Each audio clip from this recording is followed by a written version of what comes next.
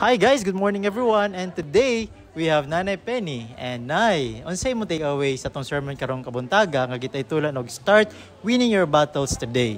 Okay, ko kinanglan mo win ka sa imong battle para kanang mag-positive ka sa imong thinking para ma-win mo imong battle tungod kay sa bisan sa life nato nga nagkabalintong bisan sa kapobrehon ma-achieve yun nimo kung imuhang thinking mo win ka sa imong battle nga sa kapobrehon naragyoy Holy Spirit nga motabang nimo sa imong kapobrehon, so dapat dili gyud ka mo negative ang imong thought para nga kung unsay imuhang gihuna-huna nga mo win gyud ka siya, dili ka mag-win og ay para maka-win ka thank you ka nga positive ka nga ang imong mga anak para sa mga anak bisan pag ko pobre nakahuman sila tanan tungod kay nagthank ko nga tabangan ko sa Holy Spirit bisan sa among kapobrehon naka-provide siya, ang Ginoo naka-provide nga mapa-eskwela sila o mahuman sila tanan. Thank you.